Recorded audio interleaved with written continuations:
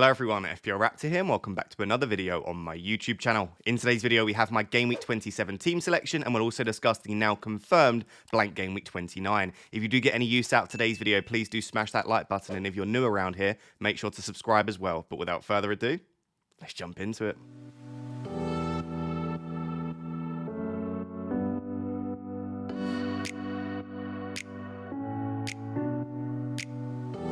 So guys, before we take a look at my team selection for Game Week 27, I thought it would be useful to discuss the now confirmed Blank Game Week 29. We now know exactly which teams will blank and which teams will play, and just discuss my resulting chip strategy as well, which will allow you to start to think about, do you want to play a wildcard or free hit in and around Game Week 29, or do you want to save your chips for after that big blank game week? So sadly, there were actually no cup upsets, at least from an FPL perspective, deciding which fixtures would go into 29 or not. So before the FA Cup 5th round, we knew for a fact that West Ham versus Villa, Burnley versus Brentford, and Fulham versus Spurs would be going ahead. Those were the 6 teams we knew about. But we could have had as many as another sort of 4 or 5 fixtures going in. Sadly, it was just the one, which is now Luton versus Forest. So the confirmed fixtures, just to confirm to you, that are going ahead in Game Week 29 are West Ham versus Villa, Burnley versus Brentford, Fulham versus Spurs, and Luton versus Forest. Those are the only 8 teams playing in blank Game Week 29, which therefore means that there are 12 teams blanking in Game Week 29. I'm not going to go through and read them, but it's the other remaining 12 teams. There are a few thoughts that I have around this. The first being, those fixtures absolutely stink for a free hit. When you look at that, and when you think, what is the kind of free hit that I could build, it doesn't have much high upside. The reason I say that is all of us, whether we free hit or not, are going to own 2 or 3 Spurs assets. And I would say that is the best fixture/team to invest in. So a lot of us will have one of Son, Maddison, or Richarlison, and probably a Udogie or a Porro in defence. So you're not really gaining much there because most of us will have 2 or 3 Spurs assets. When we then look at Villa, we're all going to have Watkins anyway, and a lot of us will have a Bailey or a Louise, or maybe a defender if the likes of Pau Torres is fit. For Brentford, we're probably going to own Tony anyway. Maybe we'll own a Reguilon, but you might be able to squeeze an extra Brentford player against Burnley. That might be a little bit of the upside. And then for Luton double in Game Week 28, so most of us are going to have at least Doughty in our team, potentially even a Barkley or a Morris or someone like that. So maybe you could have a Forest asset. I would say that there is a good chance if you don't free hit, you're not going to own the likes of a Hwang, or maybe you bring in a Forest defender. But I just look at this and I think, yes, it's going to take a few hits to get to a decent team for probably 29, and you might not be able to field 11 players, but the free hit chip in 29 isn't going to gain you much of an advantage in that given week. Now, the thing is about a free hit is it's not just about the week you play it. It's about if you play the free hit in 29, it allows you to focus on surrounding weeks. So in 27 and 28, if you're free hitting in 29, you don't have to worry about bringing in players from these 8 teams. So whilst it's a pretty stinky week to free hit in general, it will allow you to focus on surrounding weeks. And the other thing about free hitting in 29 is it won't force you to wildcard in 30 or 31. You could either wildcard this week, or you could wildcard potentially like 33 or 35. So whilst these fixtures on paper don't look fantastic, the free hit certainly isn't a bad option given that it will allow you to focus on other weeks. My other thought though, and for me, why it's making me want to free hit even less, is a lot of these teams have decent fixtures in the run-up to 29. So we've obviously only got 27 and 28, but West Ham have 2 very good fixtures now. Aston Villa have at least 1 good fixture, potentially you could consider 2, against Luton and Spurs. Brentford aren't the best example of that because their fixtures aren't great over the next 2, but of course, Ivan Toney can score against anyone, and then you can bring in Brentford assets in 29. Spurs have 2 good fixtures for their attackers coming up against Crystal Palace and Villa. Villa have not got the best defence at the moment due to injuries, and we know that the likes of Heung-min Son like playing against Aston Villa, so they're fine fixtures. And then Luton, like I said, they double in 28, so you're going to want to bring in Luton assets in that week. So I guess what I'm saying here is you can bring in a lot of these assets across 27 and 28, and that allows you to not only target 27 and 28 with good fixtures, but also build towards 29. So if I go back to my supposed advantage of free hitting in 29, which is not necessarily that you get a good team in 29, but that you can target the surrounding weeks, I'm not sure that those that are free hitting in 29 will be bringing in particularly different assets. You probably still want to bring in the likes of Heung-min Son. You're still probably looking at the likes of Jared Bowen for the next 2 as well. I'm not sure who else you're targeting, apart from maybe Arsenal assets with really good fixtures coming up, but most of us own 2 or 3 Arsenal assets anyway. So that argument, for me, doesn't hold as much weight as it usually would. The final thing to note is it will just get you some extra appearance points. Like if you're sat there with 3 or 4 players currently playing in 29, and you're looking at having to take maybe a -12 to field, let's say, 8 players only across the next couple of weeks, a -12 worth of hits to field 8 players in 29, well, then the free hit alone is going to save you 12 points worth of hits, and it will give you 3 extra players in Game Week 29. Let's say they each get 2 appearance points. That means that the free hit, just through appearance points and removing hits, is going to save you 18 points in Game Week 29. Well, then that's probably worth it. So I wanted to have a bit of a discussion around 29 because you will see that unless the injuries to my players are seriously long-term and I get further injuries, my plan is to try and get through 29 without any chips. That's not necessarily because I'm being stubborn with it. It's just I don't see the upside in 29. I don't look at that and think I want to free hit 11 players from those 8 teams particularly. I've already got 5 or 6 depending on injuries. And like I said, the players that I'd want to target over the next couple, I want the likes of Hwang, Son and Bowen. They look like good assets. And on top of that, they play in 29. So I feel like naturally over the next couple of weeks, and then like I said, Luton in 28, I feel like I can kind of bring in the players that I would want to own, and they'll also play in 29. So I feel like I'm in an okay position, injury dependent, to get through this period. But I wanted to just say, whilst they are pretty stinky fixtures from an upside perspective in 29, there are still reasons that it could be worth free hitting for you. If you're sat there with 3 assets in 29 and one of them is Charlie Taylor and the other one's Bell from Luton, then you might just be thinking there's just no way that I get away with not free hitting in 29. So those are the confirmed teams to play in 29. West Ham, Villa, Burnley, Brentford, Fulham, Spurs, Luton, Forest. The other teams will be blanking. Let's now discuss how that might affect chip strategy very briefly before looking at my team for Game Week 27. So guys, very briefly, here are my updated thoughts around my own chip strategy, but this might obviously help you with your own planning as well and which chips you'd like to play when.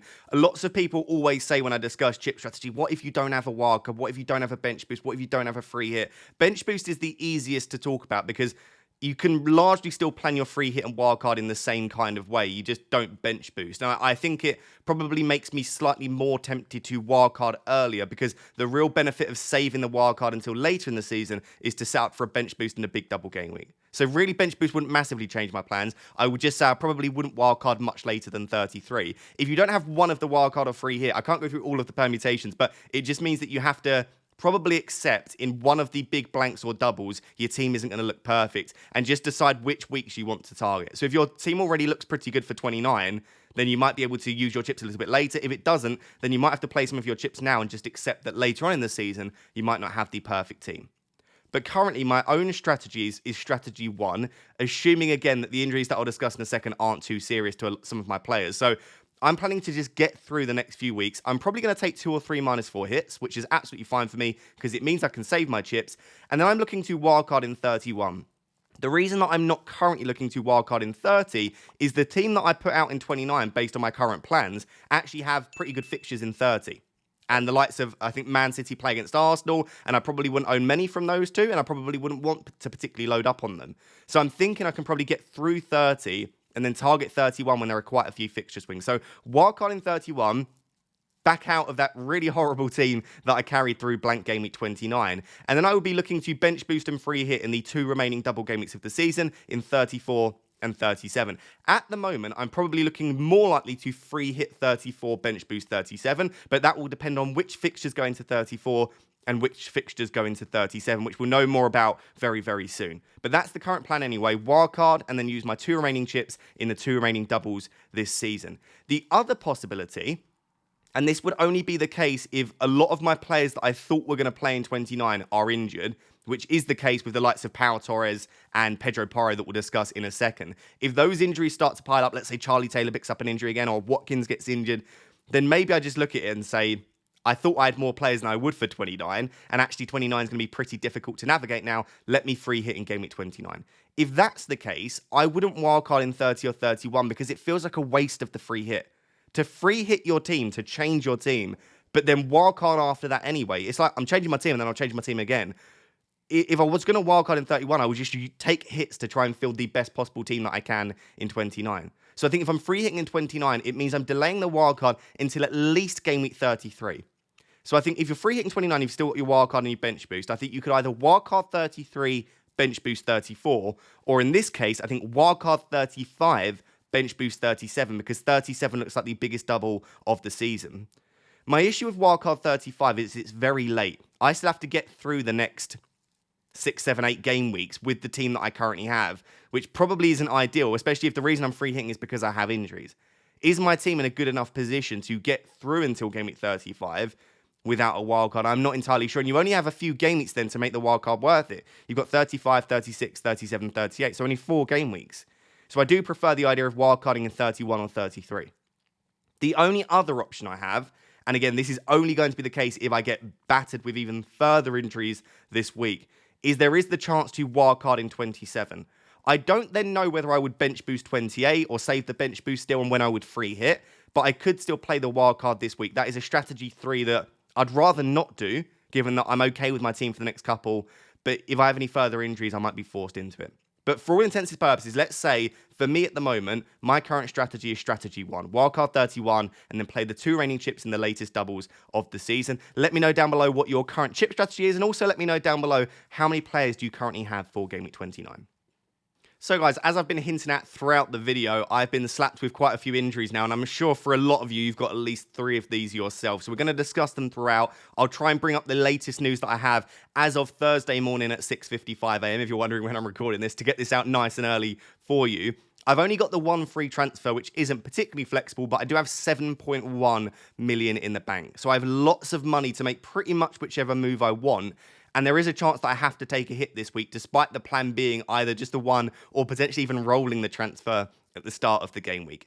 If you are wondering how Game Week 26 went, I'm not going to cover that in loads of detail because we've just got so much to cover already in this video, but it was a small red arrow down to 107k, and my 2 transfers of Hwang and Solanke in backfired massively, but we'll discuss that throughout. So, currently lining up in a 3-4-3. In goal, I've actually currently got Kelleher with Areola on the bench. I'll have a bit of a think about if this is the way I want to do this, but Liverpool are just a much better defence than West Ham. I would argue that fixtures-wise, they're not easy fixtures for either. They're both away. I would kind of fancy Kelleher as being slightly more likely to keep a clean sheet. But again, I have to decide which way I want to play these. It does look like Alisson will be out until the end of March, so Kelleher should get this fixture. And maybe it's just a nice advantage that I wasn't expecting to have also a Liverpool defender in Game Week 27. I would love to know down below who you would play out of Kelleher and Areola. If you've got the likes of Bradley still in your team or Van Dijk, then you can just play them this week. And it may be nice that probably not a lot of people will have a Liverpool player in Game Week 27 that's fit and available. So really nice having Kelleher in there. At the moment, he gets the nod for me. Then when we move on to the defence, it's just a bit of a disaster. I do currently have 3 fit defenders, and they're okay fixtures for them, but I don't particularly want to play 2 of them. That's why they're currently on the bench. So we'll start with Gabriel, the ever-present man for me, the one that is just saving my defence on a repeated basis. But the issue with Gabriel is he's now owned by pretty much everyone. And those that don't own Gabriel, they own Saliba. So I'm not really gaining much by having him. But at least he's fit. And the next 2 fixtures for Arsenal, despite them blanking in 29, are very good against Sheffield United and Brentford. So very happy having Gabriel in my team. I still think he's arguably the best defender in FPL. I then have fit-wise who can actually play Ake against Manchester United. And based on the way that Manchester United have been performing recently, and I say recently, I over the last couple, because before that they were actually looking pretty good, it's not an awful fixture to have him for. I would expect Man City to go full strength against Manchester United, and Ake for me is in their starting 11, their best 11 at the moment, given Guardiola's injury. So I think Ake should be starting this, and there is the chance for a clean sheet. So it's not the end of the world if I have to play Ake, but it's certainly not ideal. The other option I have that, again, is fully fit is Charlie Taylor against Bournemouth at home. We'll discuss in a second that Solanke is actually a doubt for Game Week 27. If Solanke is out, and that's true, then I guess it does make the Bournemouth attack weaker, but I would still expect Burnley to concede. So at the moment, I could play a back 3 of Gabriel, Ake, and Taylor because my other 2 defenders are injured. And the issue with my other 2 defenders, Pau Torres and Pedro Porro, is they both play in 29. So even if they are injured, if there's a chance of them playing in 29, I want them, and I would probably end up keeping them. We'll start with Pedro Porro. I've actually got the article that I found, which I think was on like the Evening Standard from a Spurs journalist, and he said Pedro Porro missed the 2-1 reverse to Gary O'Neill's side with a muscle injury, sustained in training, and is yet to return to work with the group.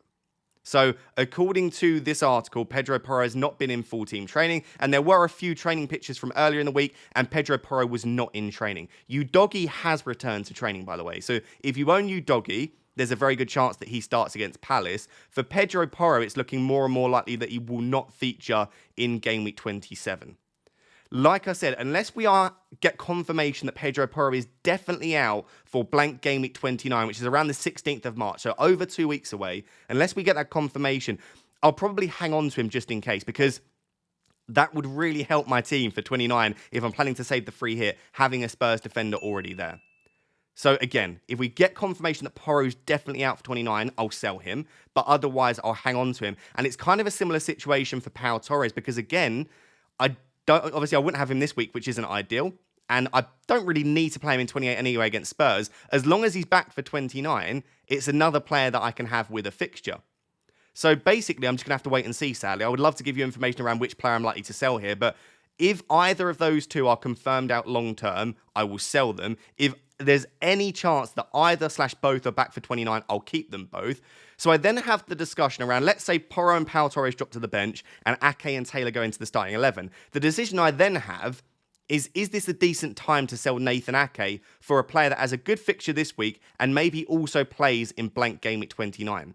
Because remember, after this, Ake's got Man United, then he's got Liverpool, then he's got a blank. So I don't really desperately want to play Ake in any of the next 3 fixtures, and then I'm wildcarding shortly after that. So I could bring in a player that has a slightly better fixture this week and also plays in 29, and we'll discuss in the watch list section of the video some defenders that I'm potentially looking to bring in. But I would love to know in the comments, would you just play Gabriel, Ake, and Taylor, or would you sell Ake and then potentially bring in a slightly better defender for this week? And like I said, if Pedro Porro or Torres are out long-term, then I'll just sell them anyway, and then this entire conversation is largely redundant. So we're going to have to wait for team news there, and as soon as I get it, I'll share it on Twitter with you guys. We'll also discuss it in more detail on the deadline stream. So defense is not in a good position. Let's move on to the midfield and attack, which, to be honest, isn't looking much better. So moving on to my 4-man midfield, it is currently looking like Saka, Richarlison, Foden, Palmer, who I'm very happy I held on to now, and then Hwang injured on the bench. We'll discuss Hwang in a second.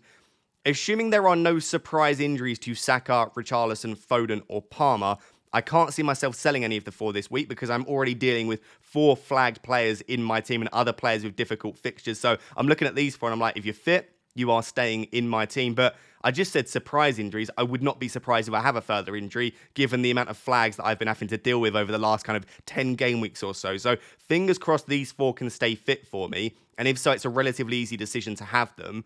Just on Bukayo Saka, we'll start with 2 brilliant fixtures coming up. He's been one of the best assets in FPL recently. Of course, he now doesn't play in 29 and he plays against Man City in 30.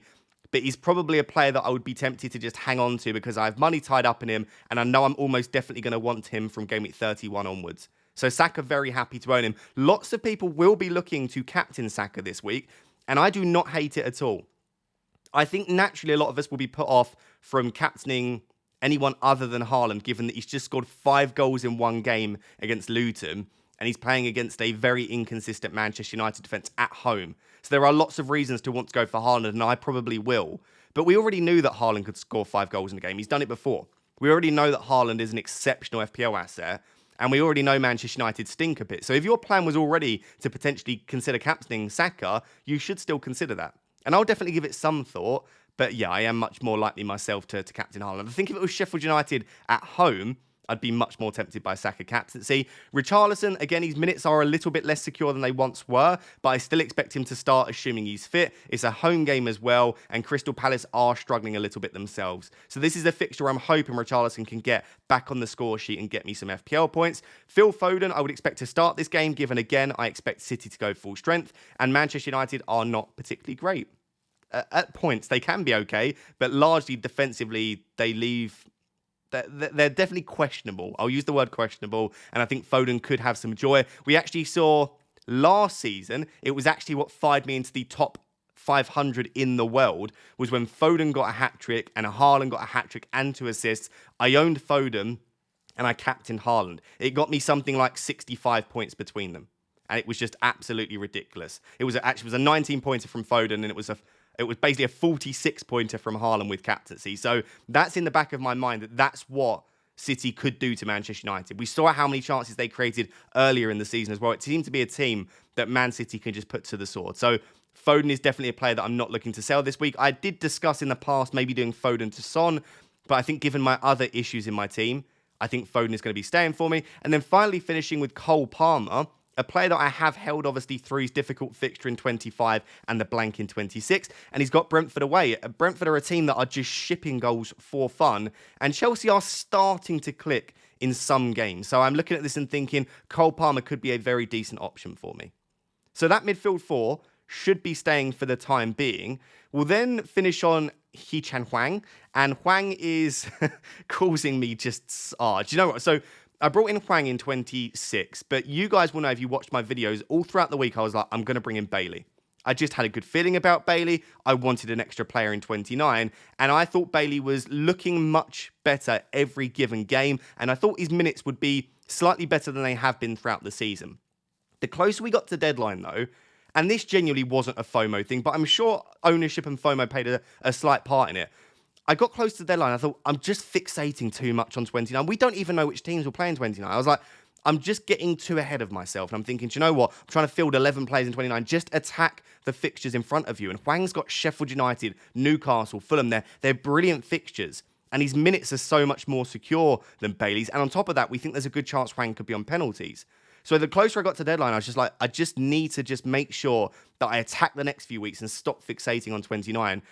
And then for Bowen, Louise, and Bailey, the three players that if you were fixating on 29, all getting double digits. I mean, Bowen's hat-trick was ridiculous, but I was really considering Bailey. For Hwang to then not only blank, then not only not have a fixture in 29, and then get injured, it's just been one of those transfers, which I don't usually get too annoyed at transfers, but it has frustrated me. I'm going to read out the quote from Gary O'Neill after the FA Cup game, where Hwang went off with a hamstring injury. So he went off completely off the ball, holding his hamstring. So it wasn't an impact injury. Looks like he has pulled his hamstring. Gary O'Neill said, Channy, which is Hee-Chan, which is a pretty cool nickname. So Channy's is disappointing because this game should be on the weekend. He felt something in his hamstring, but it's small, nothing like Neto or Cunha. And I'm pretty sure there he's referring to Neto's previous injury, by the way, and obviously Cunha's recent injury. And then he finished with, I'd be amazed if he plays at the weekend. I would also be amazed, given hamstring injuries are very serious, and Hwang has struggled recently with injuries regardless. So I think we should go on the basis that Hwang is unavailable for 27. I will just note, for most of us, if we've got 8 attackers, and if Solanke's fit, which we'll discuss Solanke in a second, you don't really need to sell Hwang. Assuming that your players play, you could just keep him on the bench. But given that he blanks in 29, and you might not even necessarily need him in 28, he's a player where you could see yourself potentially selling him, especially again, given that he struggled with a few different injuries recently, and a hamstring injury usually isn't a quick recovery. Even if it's a minor pull, there is a good chance that he doesn't play in 28, I would say, based on what we currently know. So I'm going on the basis that Hwang definitely is available for 27, probably isn't available for 28, and if he is, we're not sure how many minutes he'll get. I think it does make Hwang a good sell. And there are lots of different ways that you could go with this. Again, if you're not free hitting in 29 and you've only got 2 Arsenal assets, someone like an Ødegaard stands out as being an excellent option. But if you're like me and you're looking to save your free hitting 29, then you've got the likes of Heung-min Son, Bowen, Bailey, Douglas Luiz. I'm going to discuss all of those in the watch list section a little bit later. But yeah, I am looking for me at the moment, using my 1 free transfer on Hwang to another midfielder, which then means that the Porro, Pau, Ake situation that I discussed earlier would be probably for a -4 hit. So we are looking at potentially making a midfield transfer. Let me know down below what your current plans are with Hwang. Let's discuss the 3 forwards finally before moving on to my watch list and my current transfer plans. So moving on to the 3 forwards, I'll keep this relatively quick because Ollie Watkins will be staying in my team until at least when I wildcard, but potentially for the remainder of the season. Villa's fixtures aren't perfect post Blank Game Week 29, or at least post Game Week 31, when I'd be looking to wildcard, but the next few are fine. I expect him to do fairly well this week. I like the Spurs fixture for him. I like the fixture in 29 against Villa, and I think it's Wolves in 30. So the next 4 could be really good for Watkins. No plans to sell him anytime soon. And for Erling Haaland, I think I will give him the armband simply because I know how bad Manchester United are against Man City. And I also know that Haaland is now starting to find his feet post-injury. So I just look at this, especially given it's at home. If this was at Old Trafford, I know Haaland has also done well against Man United at Old Trafford, but I would feel slightly more tempted to captain Saka. But given the fact that it's at the Etihad, I just don't see anyone else that I would like to captain myself, which just leaves Dominic Solanke. And it's frustrating because we brought in Solanke last week for a stinky fixture against Man City. for then Burnley away and then Luton at home and Sheffield United at home in game week 28. Solanke was not in the squad for the game against Leicester on Tuesday. And he also wasn't in the squad for their EFL Cup game earlier in the season. I think it was the third round. He was completely rested. So a lot of us saw that he wasn't in the squad and just thought, do you know what? He's probably just being rested again. That could be the case, but Iraola after said that he confirmed that Dominic Solanke has missed this evening's game with a knee problem, and apparently he has gone for a scan. It was the news that we got. Now, lots of people are saying that, because this was after the game that he spoke about the scan, lots of people are saying that was potentially an excuse for not bringing Solanke and giving him a full rest, given that Bournemouth were knocked out of the FA Cup. Lots of people saying that you kind of need to give an excuse, because otherwise people were like, well, why on earth didn't you take your best player to that game, your number one goal scorer? Why did you at least not take him on the bench? So some people are saying it was just an excuse and a reason for not taking him, for giving him the full rest. I would argue that, I don't know, maybe that is the case, but I would say that if he says that he's got a knee injury and he says he's gone for a scan, I would say that he probably has an injury and he's probably gone for a scan. I don't think there would be a complete lie there. However, we've seen players in recent weeks go for a scan on like a Thursday and then play on a Saturday. So the fact that he's gone for a scan isn't great, but I don't think that rules him out. But I am slightly worried about Solanke. Hopefully we'll get an update on Friday from Iraola and we'll have more news about whether Solanke is available. As long as Solanke has a chance of being available for the double in 28, I will hold on to him. And if he has a chance for playing against Burnley, I'll probably start him. But if there is a good chance that he misses out, I think the Hwang transfer makes more sense. So what would happen is Solanke would drop to the bench, I would bring in someone else for Hwang, and I would switch to a 3-5-2. If Solanke is confirmed out for double game week 28, because he also blanks in 29, I then have the decision. I could still just bench Solanke and bring in someone else for Hwang, or I could bring in someone like an Ivan Toney. Again, as a good fixture in 29, and he's just a brilliant asset to have. On penalties, we know how good of an asset Ivan Toney is.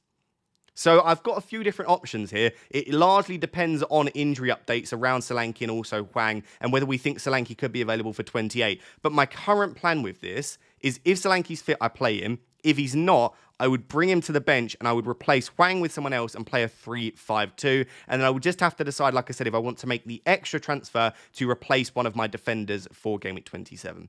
So hopefully that's clear. I really do apologise that there's a lot up in the air, especially around injuries. I was hoping, given that we have the blank game week 29 info, that I would just come to this video with an exact transfer plan that I'm going to have.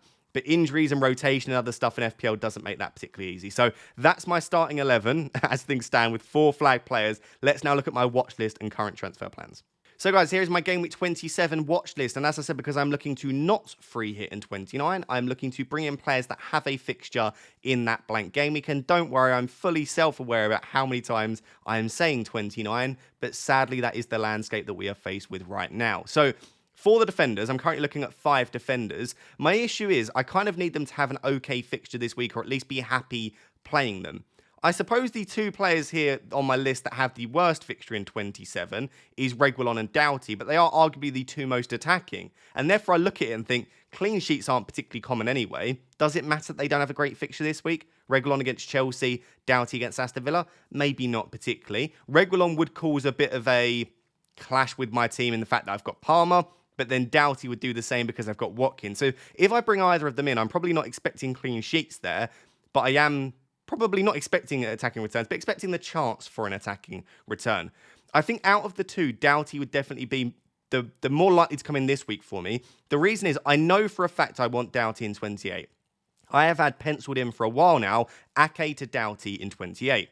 So if I was to do Ake to Doughty this week, I feel like I'm not making an extra transfer. I'm not having to take an extra hit. I'm just moving the hit that I would have taken in 28 forward to 27.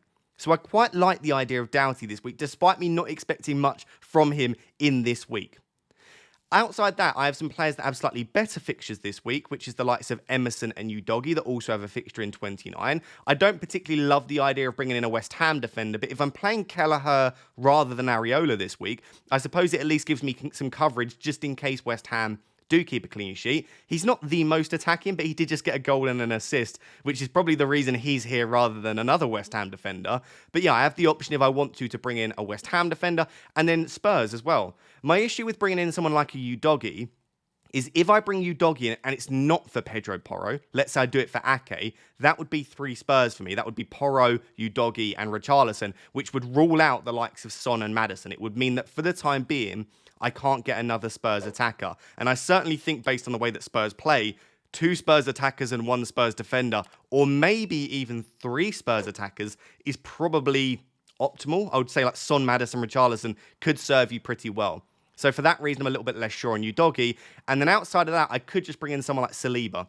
I know, Blank's 29, terrible fixture in 30, but Saliba could keep 2 clean sheets over the next 2, and then he probably outscores the players that play in 29 anyway. So those are my current defender options. I think at the moment, it's most likely to be Doughty. Just because I don't expect clean sheets from anyone, especially the top 4 on this list. And like I said, I know I want him for 28, and he's got a good fixture in 29 against Forest at home. So I think Doughty would be the most likely defender for me to bring in this week. When we look at midfielders, again, I've got 5 options here. All of them play in 29. We've got Son, Maddison, Bailey, Bowen, and I have to put Luiz on there despite me repeatedly slating him. And I will admit, I'm just wrong on this. I don't know how I'm wrong, but I am wrong because he just seems to randomly pop up in these areas, but the data doesn't suggest that he'll continue to do that. And even eye test wise, like, apart from in Game Week 26 when he popped up twice in the box, I don't even think he pops up in the box very often. He just finds a way to get points. So I will hold my hands up. Bonus points monster, on set pieces, on pens, good minutes, getting points. By all means, bring in Douglas Luiz. I'm not going to say a bad word about him ever again. But those are the 5 players on my list. If I'm looking at who I think has the highest ceiling, has the penalties, has the minutes, just is an excellent FPL asset, and has 2 good fixtures coming up, it's Heung-min Son. And so I think a very straightforward transfer for me and for a lot of you, if you have the funds to do so, and remember I have 7.1 mil in the bank, is Hwang to Son. I do like Maddison as well, but I would say that Maddison's performances have been subpar since coming back from injury. He's not looked quite at it. So I think Maddison is probably a player that I would rather wait on. If I decide I do want to bring in, I'd do it closer to 29. So Son is the most likely for me. If it's not Son, I'm probably looking at Jarrod Bowen because the next 2 fixtures are very, very good. We now know that Paqueta is back as well, and that massively improves the West Ham attack as we saw in Game Week 26. And so I think Bowen is a really, really nice option. Of course, the hat-trick is definitely swaying me, but it's just nice to see that Paqueta's back, and I think that does impact Bowen directly in pretty much every game. Even if Paqueta's not directly assisting Bowen, I still feel like it impacts his overall play. So I'm expecting West Ham to be a lot stronger now if he can stay fit, and as a result, Bowen could be good. And I've got Bailey and Luiz on here, and they have to be considered given they've got a good fixture in 29 and 30. The next 2 are good as well. Luton away this week. They could do very, very well. My same concerns are still there for Bailey, that given that the Europa Conference League starts next week, I think it is, or the week after, that may impact his minutes in 28 and potentially 29. And I really do want to make sure my player is fit in 29. So maybe if I go for a Villa asset, it is Luiz, just because his minutes are so secure. So I like all 5 of these midfielders. At the moment, if I was to say in order, it's probably like Son, Bowen, Bailey, Luiz, Maddison. Probably at the moment. So Son and Bowen definitely top of the list. I could potentially bring both in, but it's likely to just be one of the 2. I would love to know down below who would you bring out of Son and Bowen. The other one would just come in 29 for me. So I'm going to have both for 29. It's just about who would you rather own for the next 2 games. For the forwards, I've actually only got 2 on here at the moment, which is Morris and Tony. The reason I like Morris, if I am to bring in a forward, let's say Solanke is out, is the fixture this week isn't great, but he's got the double in 28 and a good fixture in 29, and he's on pens. And so I think his minutes will be very, very secure at the moment. He's got the penalties. His data's okay as well. You could definitely do a lot worse than Morris, and at least you're having a double game week playing next week. But I think if I were to bring in a forward at the moment, I would be very, very tempted by Ivan Toney for Solanke. Again, that's only the case if Solanke's definitely out for 28, which I don't yet know at the time of me recording this. But they're pretty much the only 2 forwards I would consider because, again, I want to make sure they play in 29. And those are the only other 2 that I would be considering that have a fixture in that blank game week. So those are the players that I'm currently considering. If I were to make a defender transfer and a midfield transfer at the moment, it would probably be Doughty and Son in. They serve me well for the next couple. They've got a good fixture in 29 as well. And I feel like that sets me up in a really, really good position. And I think both players in their own right have pretty high upside. So that's my current rough transfer idea. I don't know if I'll make the defender transfer. As I said, it depends on a multitude of things. The midfield transfer is almost definitely happening. Let's now take a look at my AR recommended transfers and how my transfers look like they're heading towards Game Week 29. So guys, starting with my AI recommended transfer, and I'm feeling very good about this one because it is the current plan transfer, which is Hwang, Solanke and Mindun, one South Korean out, another South Korean in. And I feel like it is just a very decent transfer strategy for this week for a lot of people, but don't feel like you can't go for the likes of, like I said, a Bowen or an Aston Villa midfielder if you don't want to as well. The other option that they can say, which is just off your screen, is that I bank the free transfer this week, but given all of the flags that I've got and given the upside that I see in some of these midfielders, I am looking at probably bringing in Hwang Son this week.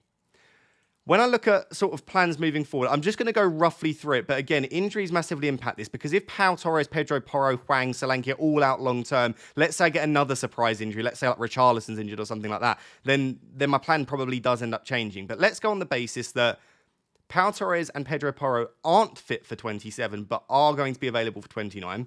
I have no reason to say that, but let's say that that is the case. And let's say I don't make a defender transfer this week.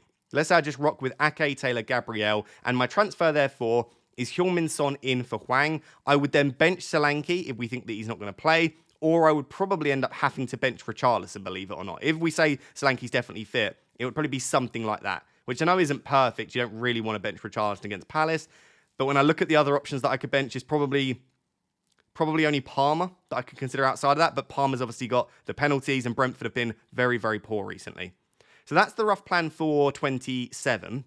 When we then move into game week 28, let's assume that, again, there's a lot of assuming here, sadly, but let's assume Solanke's fit for 28. I've only got one double game week player. I realise I'm not going to be able to get tons of double game week players in, and this is maybe an advantage of not free hitting in 29.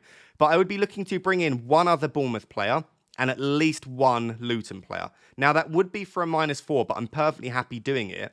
And just to not make my team any weaker for 29, I'm currently thinking I could do Kelleher to Neto. I've taken a -4 for a goalkeeper in a double before for Kelleher, and I will do it again because I think it is worth it, especially given that he's got Luton at home and Sheffield United at home. I will just say that Areola's got Burnley at home. So I do have a fine goalkeeper for game week 28. So it might be that I don't make that exact transfer, but let's say I probably do Neto in for Kelleher. And then all I would do is just do the Doughty move that I'm considering this week in 28. So here it would be Doughty coming in for Nathan Ake. And then let me make those transfers, optimize the team. The team would be looking something like this for game week 28. So I'd have Neto, Doughty, and Solanke that are doublers. And then the single game week players look pretty decent outside of that. And so going into game week 29, I'd have 2.7 in the bank, and I would be looking at having made a -4 in 28, but no hit required in 27. So we're only currently sat on a -4 transfer. But of course, you will know that I'm going to probably need to make a -4 transfer in game week 29. So let me just get the players in that we know have fixtures. It's not quite updated on the sites yet. So at the moment, players that I have in 29, and again, this is assuming that the players that are currently injured are available: Areola, Doughty, Taylor, Pau, Pedro Porro, Richarlison, Son, Watkins. Sorry for smacking the mic. I've got 8 players that currently have a fixture in game week 29. Therefore, for a -4 here, I can get to 10. For a -8, I can get to 11. I don't think I would bother with the -8. I think the players that I definitely would want is I'd take out Solanke and I'd bring in Tony because he's got Burnley. And I would probably want Jared Bowen. And in this position, I'd probably take out Foden and bring in Bowen there. So I would be looking at something like, let me make the transfers and let me bring Bowen in for Palmer, let's say. And then the only player in my 11 there that doesn't have a fixture is Saka. I could then, like I say, just take an extra -4 to bring in an Aston Villa mid, like a Douglas Luiz or a Leon Bailey. That could be absolutely fine and that could work. But I don't think you need to field 11. If you could build a free hit for me, let me know how much our teams differ. I would imagine that the only ways that our team differ if you want a free hit is you'd probably have a Brentford defender. So I imagine you would have a Reguilon, a Me, or a Flecken. I would imagine you probably would have a Bailey or a Douglas Luiz. And you might have a Morris or an Awonyi up top in like a 3-4-3. You probably wouldn't have Charlie Taylor, for example. So I do agree that your free hit would be slightly better, but I don't think it's going to be drastically different.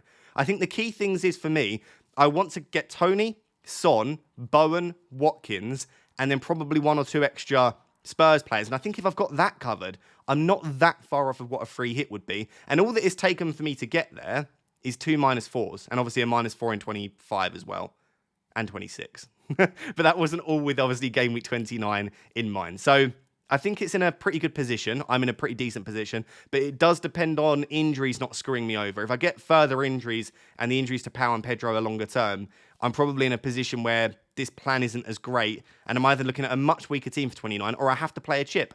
I'm leaving myself fairly open, though, to that, and I would say that try and get a rough strategy in place for when you want to play the chips, but don't lock yourself into anything, because I think that's when you start to make mistakes. So guys, there we have it. That is my Game Week 27 team selection video. Hopefully you did enjoy that, and hopefully it was useful. And again, apologies for everything being a bit up in the air. There's not a lot we can do sometimes, and I haven't released a video all week, so I wanted to get this out for you early on Thursday. And if you did enjoy today's video, please do smash that like button. Make sure to subscribe if you've not yet done so. Until next time, thank you very much for watching. Cheers. Bye-bye.